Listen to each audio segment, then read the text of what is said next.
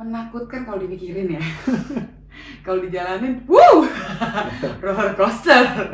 Bisa nggak yang membahagiakan kamu? Bisa nggak sih membahagiakan pasangan gitu? Nyenengin diriku aja aku belum gitu.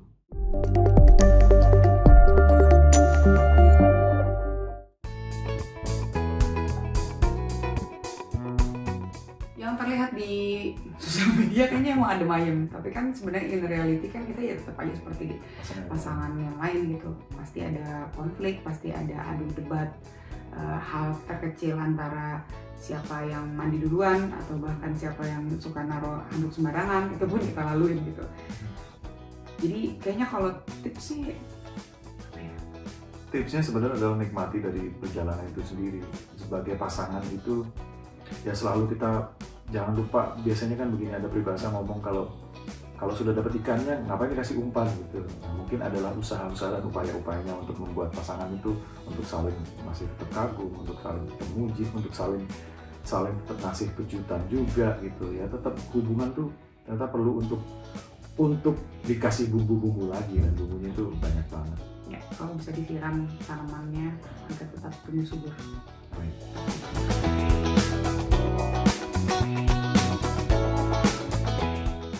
Pasti sedih lah ya, kita nggak mungkin nggak sedih gitu melihat teman-teman, bahkan itu teman-teman kita sendiri yang awalnya mereka memutuskan untuk menikah karena memang dasar cinta, tapi pas lagi dijalanin ya mungkin ada sesuatu hal yang tidak bisa diungkap ke publik ataupun memang nggak bisa dijalanin terus gitu.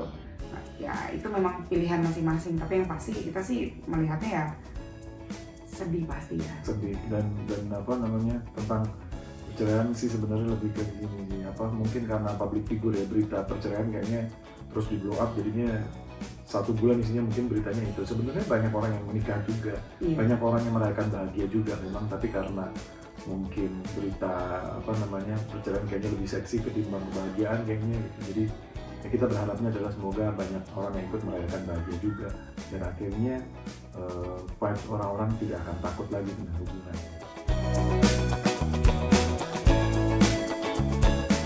Pengalaman paling manis adalah perjalanan tumbuh bersamanya itu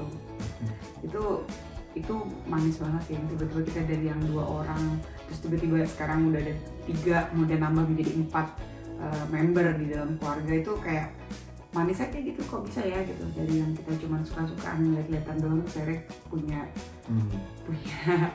punya anak gitu. Itu manis banget. Kita kan adalah pilihan-pilihan yang kita pilih ya. Kok bisa mungkin kita memilih apa gitu, nggak akan kejadian hari ini mungkin atau apa gitu. Dan alhamdulillah sih memang kalau dipikir-pikir kayaknya banyak faktor Tuhan yang bekerja bahwa kita punya anak sampai hari ini tumbuh terus, yang mungkin hal-hal yang mungkin kita khawatirkan ternyata alhamdulillah sampai hari ini pun tidak mudah, tapi kita bisa lewati. Betul. Hal yang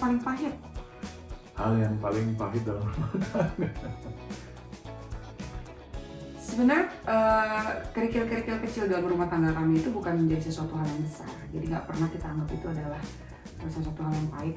Itu jadi kayak semacam proses belajar kita aja untuk tumbuh bersama gitu, untuk saling mengenal satu sama lain, saling mengenal egonya kita, saling belajar gitu untuk menyelami satu sama lain, untuk bagaimana rumah tangga ini menjadi rumah tangga yang memang menyenangkan gitu. Jadi kalau misalnya ditanya pengalaman pahit, itu nggak bisa dijadi, kalau menurutku itu nggak bisa dijadiin patokan untuk pahit atau enggak. Ya kita punya masalah sih. Ya, yang awal-awal mungkin menikah kita masih nggak ada tutorial gimana sih caranya untuk gimana sih tutorial kita awal-awal menikah tuh dalam rumah tangga itu seperti apa. Yang paling mengerikan adalah ketika laki-laki dan perempuan itu berantem dengan argumen dari si kepalanya masing-masing. Nah, kadang masalah yang besar itu, dan akhirnya kita ngerti bahwa memang harus diobrolkan. Ternyata masalah itu tidak segawat itu ketika kita ngobrol. Jadi ego itu akhirnya mulai terkikis, dan akhirnya kita bisa berdua ngerti untuk cari celahnya masing-masing. Ya, kami kan memang vokalis band, jadi ya pasti ketemunya nggak jauh-jauh dari musik. urusan panggung, urusan musik. Jadi tahun 2009 itu waktu pas lagi acara tahun baru di Madiun, short story-nya adalah kami bertemu lah di saat itu. Jadi saya yang dari Jakarta, terus Arda yang memang notabene base-nya di Madiun, kita bertemu di Madiun tanpa sengaja karena memang Arda dan pembuka. Terus akhirnya dari situ berkenalan lah, tukeran nomor telepon. Kita temenan ya, tapi temenan cuman memang nggak ada tendensi untuk bisa punya hubungan yang lebih spesial gitu. Pas lagi dijalanin ya dengan berbagai macam ceritanya, tiba-tiba kami merasa nyangkut dan punya chemistry yang sama, nyambung gitu komunikasinya ya.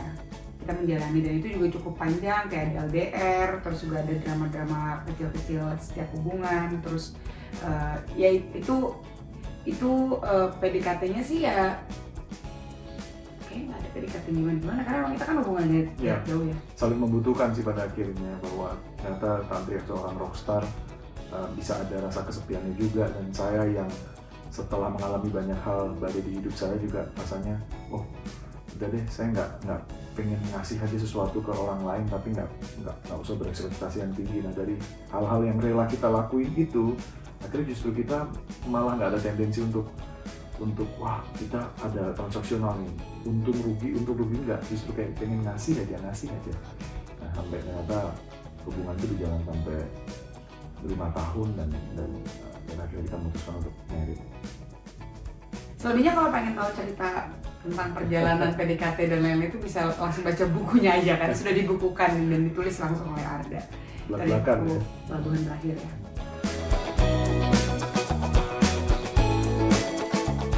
Kalau aku setelah 5 tahun berpacaran kan pasti sebenarnya secara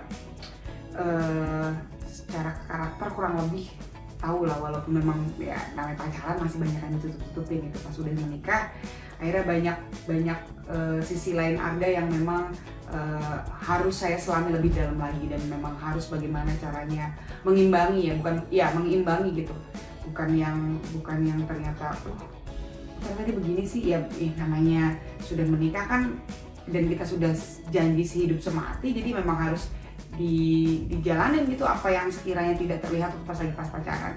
Sebenarnya sih kalau misalnya yang simpelnya aja nih ya, yang simpel aja, waktu pas zaman pacaran pernah dia usaha banget pengen bikinin Puyung Hai itu pas pacaran. Tapi semenjak menikah sampai detik ini tidak pernah dia membuatkan saya Puyung Hai lagi. Jadi begitu effortnya ternyata besar sekali. Pas lagi saya pinjemin dapur saya yang ada di rumah, saya udah nggak mau lagi dia masuk dapur saya, berantakan.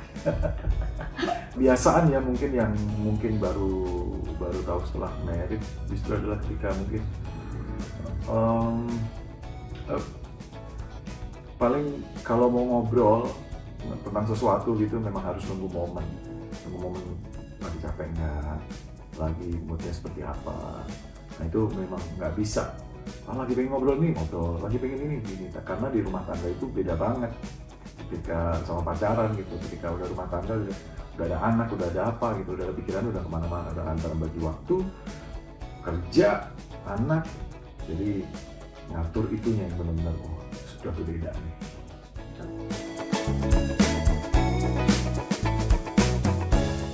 Pernikahan itu menakutkan ya betul.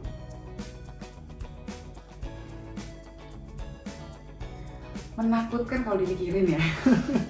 Kalau dijalanin, roller coaster. Tapi sebenarnya roller coasternya bukan gitu. Jadi kalau kita fokus sama hal-hal yang ditakutinya aja sih, kita jadi merasa nggak bersyukur sama hal-hal kecil yang kita dapet sih selama pernikahan. Mungkin waktu pas lagi dulu, kenapa akhirnya aku memutuskan di umur 25 tahun itu menikah gitu kan. Mungkin bagi sebagian orang atau enggak anak-anak zaman sekarang tuh merasa 25 tahun belum lah gitu, belum nikah, aku pengen senang dulu. Pas aku usia 25 tahun aku merasa saat itu tuh butuh sosok partner gitu yang memang aku pengen punya keluarga, anak-anaknya tuh pas lagi udah gede tuh bisa bareng-barengan gitu. Usianya tuh aku nggak gitu-gitu capek banget gitu buat nemenin mereka main segala macam. dan pengennya tuh kayak jadi teman aja punya anak, sesimpel itu sebenarnya. Terus pas banget loh kok aku pada nggak cerita gitu sama Arda aku pengen target 25, aku cuman cerita sebatas aku pengen nikah, cuman gitu doang. Gimana mau dilanjutin atau enggak hubungan ini, akhirnya dia terpancing lah untuk melamar waktu itu, dan dia sebenarnya nggak tahu kalau aku pengen nikah di umur 25. Jadi aku ngerasa pas lagi dijalanin pun sebenarnya ya pasti mengagetkan gitu, di awal pasti mengagetkan. Di saat kita fokusnya buat diri sendiri, akhirnya sekarang kita harus istilah kata tuh kayak tanda kutip merawat lah ya. Kamu merawat aku merawat kamu gitu. Jadi ada dua orang yang harus kita rawat gitu, dan ada hubungan yang harus kita rawat tuh.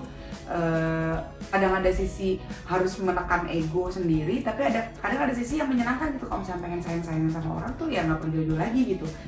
Kalau lagi pengen ngerasa butuh partner dalam berbagai apapun tanpa ketakutan untuk apa-apa segala macam, ya ada pasangan gitu.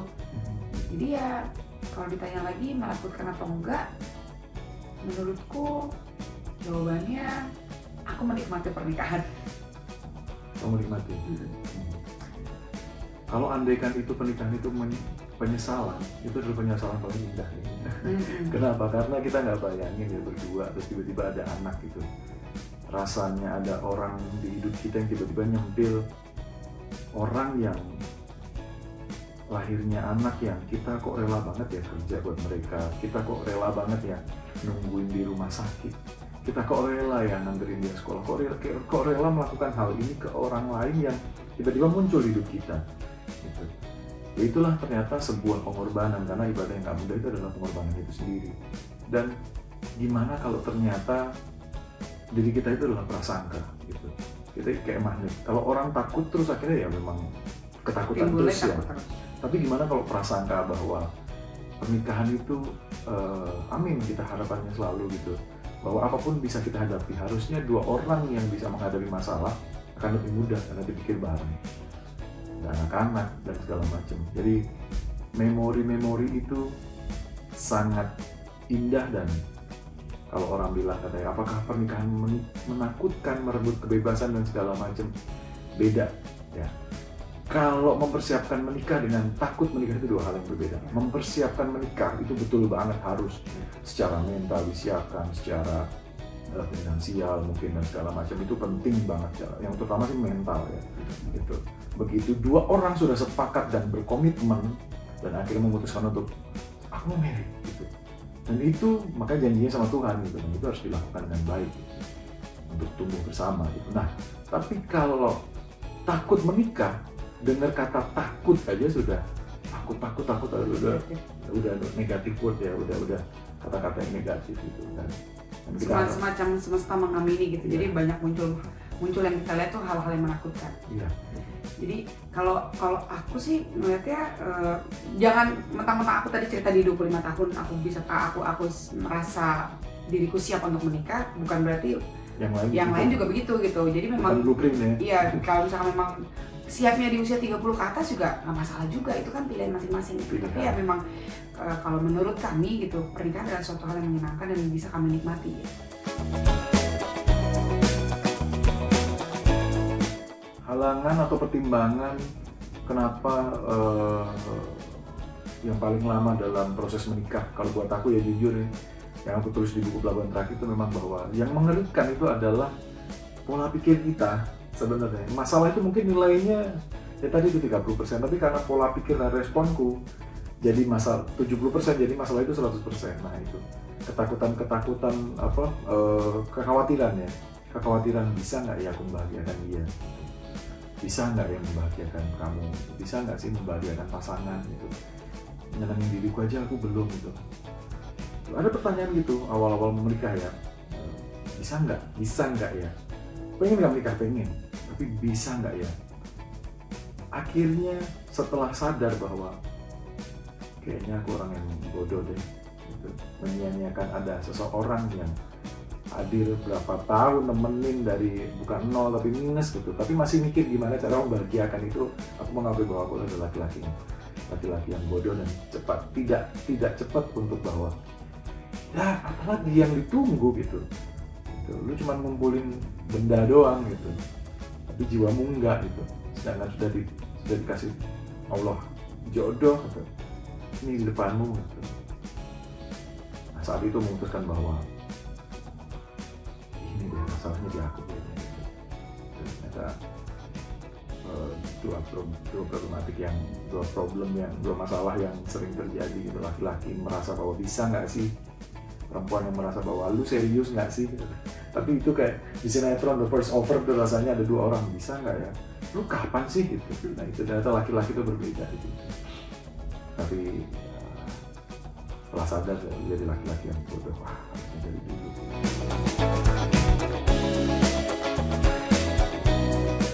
Halo Tantri, ini video 10 tahun yang lalu. Terima kasih kamu sudah menjadi yang kuat. Kamu sudah bisa berdiri tegak dengan berbagai macam pelajaran hidup yang didapat di 10 tahun yang lalu, dan akhirnya membuat Tantri yang 10 tahun yang sekarang. Walaupun saat ini saya berbicara seperti ini, saya nggak tahu 10 tahun ke depan saya akan jadi apa, tapi saya yakin kamu menjadi pribadi yang jauh lebih kuat lagi.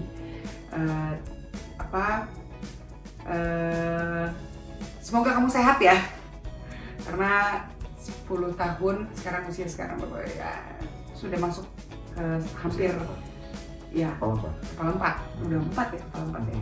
Jadi sehat terus, jauh-jauh dari penyakit. Amin. Tetap nyanyi ya, tetap jadi ibu dari anak-anak yang luar biasa dan istri dari Bapak Arda. Buat Arda 10 tahun ke depan, kita adalah kumpulan dari pilihan-pilihan yang kita pilih. Terima kasih sudah milih dan berani memilih. Apapun keputusan yang berat dan ringan, apapun sebuah keputusan tetap dipilih. Ada dua hal di dunia ini yang bisa kita kendalikan dan ada di kuasa Tuhan. Terima kasih untuk berani milih, karena dengan berani milih, latihan milih, dengan segala resikonya, kita jadi punya pribadi yang akhirnya punya insting. Terima kasih Arda, dirimu memang tidak sempurna karena Tuhan nyari itu. Memang banyak kelemahan dan tidak ada masalah. Karena kalau semuanya spesial, yang biasa-biasa aja justru yang spesial nanti. Terima kasih Dak, jaga anak-anak, jaga istrimu. Kamu sehat, kamu kuat. Jangan mudah terdistraksi oleh hal-hal yang nggak penting. Karena di sekelilingmu ada orang-orang baik, termasuk istri dan anak-anak yang selalu ada buat kamu.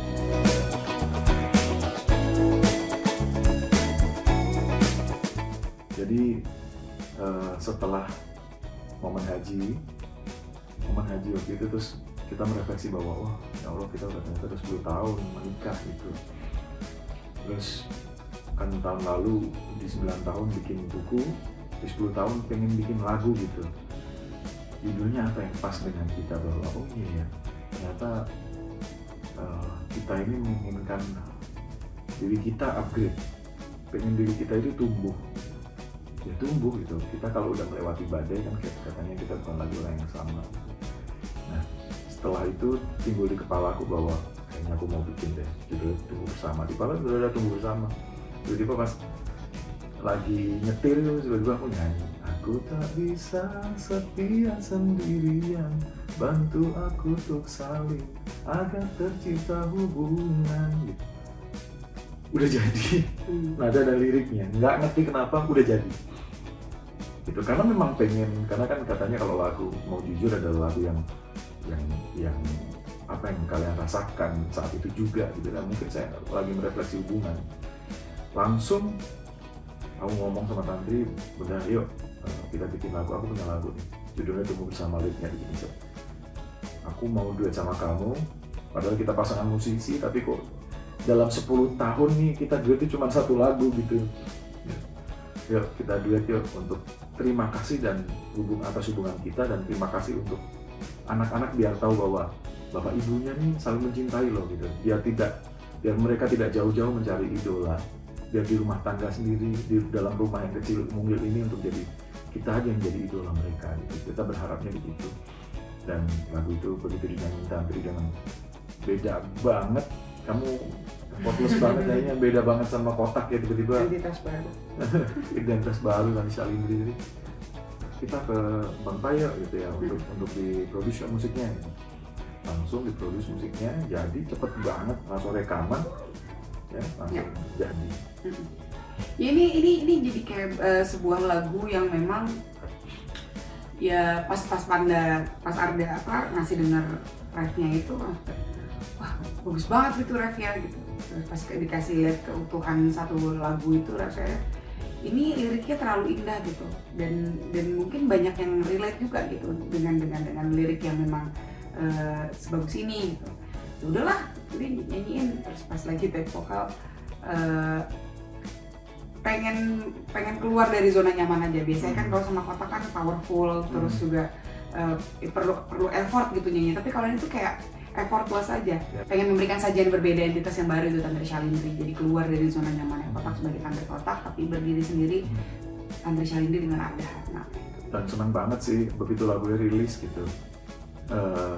Karena tiba-tiba saya sepakat ngomong sama Tanti, udah lagunya gimana gini. Ya udah, promo biasa aja gitu.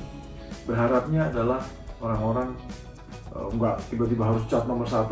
Kita itu merayain di rumah tangga kita sendiri, dan senangnya adalah begitu itu lagu rilis malah banyak orang-orang yang menghargai hubungan mereka gitu, terus ngirimin kayak konsep kita perjalanan mereka dari awal ketemu, terus menikah, terus punya anak, terus hubungan itu tumbuh gitu. Terus mereka saling ngucapin makasih ya udah ada buat aku, kayaknya kita hadir di hidup orang lain gitu, happy banget jadi doa gitu. Dan itu sesuai judulnya sih gitu, tumbuh bersama. Yang menciptakan lagu Tumbuh Bersama tuh Arda, karena memang ya tiba-tiba dia dapat ilham lah lagi dari tadi itu kan, notasi dengan liriknya berbarengan. Terus kalau pesannya sih sejujurnya kalau lirik itu lahirnya pas lagi momen haji gitu. Pas momen kita pulang di haji gitu, terus lihat kayak banyak refleksi gitu. Jadi lirik itu udah ada, cuman belum dirangkai puzzle-nya. Pas lagi nyetir tiba-tiba lah lirik itu nongol gitu. Terus pesannya adalah kan sesuai liriknya ya, pasangan takkan sempurna, justru di sana letak indahnya gitu. Dalam hubungan kayaknya dalam hubungan ya, yang saya pelajari ya, bisa salah bisa benar. Ketika berekspektasi untuk mendapatkan timbal baliknya apa, transaksional gitu, selalu saya mengalami kerugian. Aku selalu mengalami kerugian kayak, tuh kan kecewa lagi, baik sama orang kecewa lagi, kecewa apa lagi. Jadi sama pasangan kayak berharap begini nggak bisa. Ternyata pasangan itu cermin. Ya diriku sendiri yang harus bisa ngasih dan ngasih, tanpa harus dirimu gimana gitu. Nah setelah karena kesenangan ngasih itu, apapun yang ngasih itu bukan berharga benda apapun, ngasih menjaga itu lebih banyak keluar gitu. Tanpa diminta tuh semesta pasti balikin kok. Mungkin jauh lebih besar, mungkin bisa jauh lebih mendamaikan, lebih tenang dan itulah yang menjadi, kalau di saat yang tepat kita akan dikasih kok dengan apa yang dengan ya pasangan dan segala macam. Dunia ini kayak magnet kan, ya sesuai dengan prasangka kita, gimana prasangka kita. Jadi harapannya semoga lagu ini bisa menemani dan jadi doa untuk banyak orang untuk menghargai hubungan mereka. Kalau nggak menghargai, buat apa gitu. Yang bisa menghargai adalah diri kita masing-masing. Ya kita hargai hubungan yang sudah berjuang sampai sejauh ini, nggak mudah, tapi layak diapresiasi dan selamat untuk tumbuh bersama.